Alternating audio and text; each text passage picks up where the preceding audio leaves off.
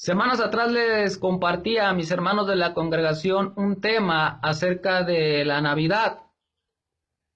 Ya se nos había adelantado la noticia de parte de nuestro gobierno acerca de la alza de algunos productos elementales, fundamentales, como la gasolina. Y les compartía yo a mis hermanos de la congregación que la historia de la Navidad es una historia de provisión. Y que la palabra Navidad quiere decir Dios proveyendo un Salvador. ¿Qué quiere decir esto? La historia de la Navidad es la historia de un Dios que provee, porque no solamente provee al Salvador, sino que también provee al Salvador lo necesario para que éste pueda cumplir con su propósito divino. Y conocemos la historia y el marco político y religioso que la rodea. Y conocemos que María y José se vieron obligados a cambiarse de ciudad por causa de una decisión política, ya que hubo un incremento al impuesto y ellos tuvieron que abandonar su ciudad. Tuvieron que abandonar su ciudad para irse a vivir a un pueblo más pequeño, a un pueblo más austero, a un pueblo más sencillo, más accesible, como lo era Belén de Judea. Algo curioso que yo puedo ver es que ellos sabían todo lo profetizado por los profetas acerca del nacimiento de nuestro Señor y Salvador Jesucristo. Pero aún así, ellos buscaron hospedarse en un mesón, ellos buscaron hospedarse en un hotel, en un lugar apto para que el Salvador de este mundo naciera. Yo creo que todos deseamos y buscamos siempre lo mejor para nuestros hijos, y eso Dios lo entiende. Pero la palabra de Dios se tenía que cumplir al pie de la letra y no encontraron lugar en el mesón. Y el Salvador nació en un establo. Escucha bien, el Salvador de este mundo nació en un lugar humilde, en un lugar inapropiado, en un lugar donde se protegía a las vacas, a los asnos, a las ovejas, a los caballos del frío extremo, en un lugar sucio, en un lugar maloliente. Ahí nació el Salvador de este mundo y dice la Escritura que fue recostado en un pesebre. No era el mejor lugar, pero era un lugar seguro. El Salvador de este mundo nació en el lugar más humilde que pueda haber existido en aquellos tiempos.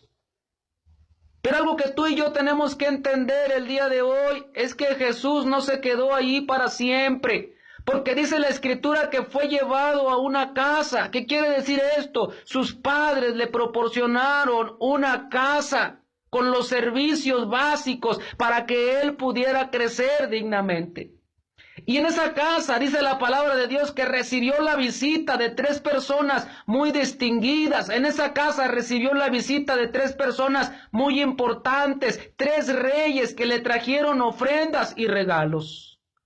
Así que lo primero que yo quiero que tú recibas el día de hoy es que no importa el humilde lugar de tu comienzo, no importa si ese pesebre de tu vida es una enfermedad, no importa si ese pesebre de tu vida es un divorcio, no importa si ese pesebre de tu vida es mala economía, lo que importa es que Dios no te va a tener ahí para siempre, porque la Escritura dice que ese niño que nació en un pesebre, en un lugar humilde, maloliente, llegó a ser grande, llegó a ser fuerte, llegó a ser llamado Hijo del Altísimo y Rey de un reino infinito.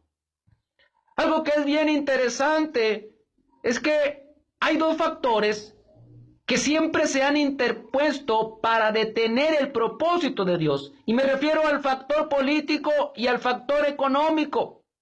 Y es que la Escritura nos dice que María y José se vieron obligados a salir de su ciudad por un incremento al impuesto y se mudan a Belén de Judea. Y qué curioso que Algo sobrenatural sucede en Belén de Judea, porque en el tiempo profético nace un bebé, en el tiempo profético nace el Salvador de este mundo, y dice la palabra de Dios que muchos pastores llegan a aquel lugar y se postran ante él, y también dice la palabra de nuestro Dios que ángeles del cielo bajan sobre aquel humilde lugar, y aún la misma gloria de Dios desciende en aquel lugar. ¿Qué quiere decir esto? Cuando el ambiente era al 100% espiritual y la gloria de Dios estaba en aquel lugar, nadie dijo nada. A nadie le llamó la atención. Pero ya pasados los días, el niño está en su casa. El niño recibe la visita de 3 políticos, 3 reyes muy importantes que le reconocen como un futuro rey. 3 políticos, 3 reyes muy importantes que le traen regalos como incienso, como mirra, como oro, sobre todo oro, dinero. Entonces el gobierno de aquel tiempo sí alza la voz. El rey de aquel tiempo se enoja y alza la voz. El gobierno levanta una persecución para matar al niño. Y María y José tienen que huir a Egipto una vez más por causa de una decisión política. Una vez más por causa de una decisión política se ven obligados a dejar su casa.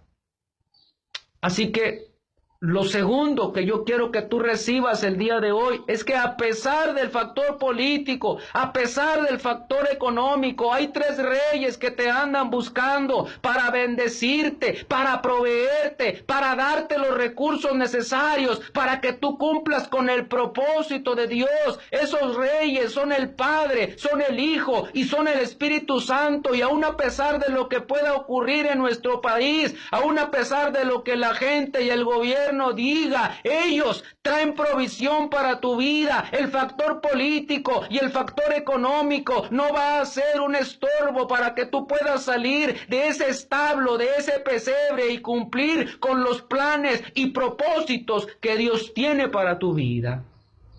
Que Dios te bendiga.